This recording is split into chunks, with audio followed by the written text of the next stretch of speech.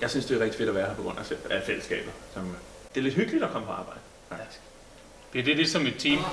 Ja. Altså, vi har vores patienter en til en, men vi fungerer som et team, og er man ikke helt på toppen, så hvis der er tid og plads, så kan man rykke patienterne over til hinanden, og vi støtter hinanden. Men det er fordi, vi ikke skal bruge krudt på alt det der omkringliggende ting, der er. Vi har sekretærer, der klarer sig henvisninger og alt det praktiske.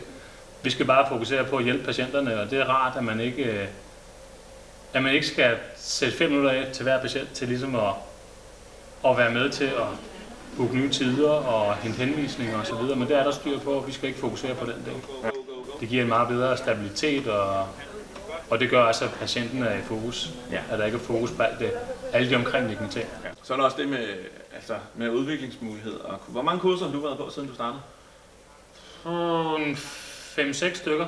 Jeg var i gang med MT efteruddannelse, og det er jo et forløb på 3 år, fordelt ud over de 3 år. Det synes jeg er fedt, at der er plads til de muligheder, og man får tiden til at udvikle sig på det personlige plan, og det er jo også med til at højne fagligheden og kvaliteten her i huset.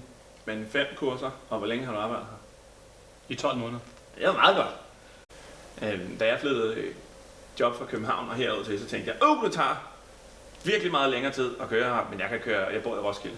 Det tager cirka en halv time, der hvor jeg arbejder i København, og hertil tager det 35 minutter, hvis jeg kører pænt. Og så har vi jo også noget som tavlemøder, hvor vi ligesom bliver holdt op mod, at nu kører vi temaer på gigalaser, eller på chokbølge, eller på akupunktur, eller få flere med på hold. Det er rigtig dejligt med de fælles ting, som man ligesom bliver ikke holdt i ørerne, men som man bliver holdt op på de tilbud, vi har. Det kan i hvert fald være svært i en travl hverdag at huske det hele. Ja. Så det er rart det der med, at man lige får break og lige siger, husk, vi kører fokus på det her. Jeg synes, det er rigtig fedt, at vi er kommet dør om dør med lægerne.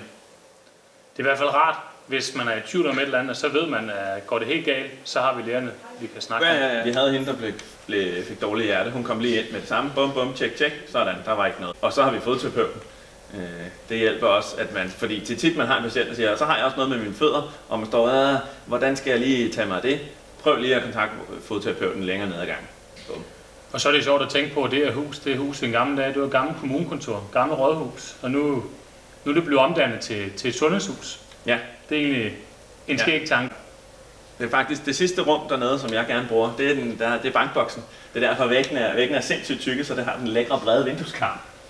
Der går vi ned. Gå ned i boksen, siger jeg.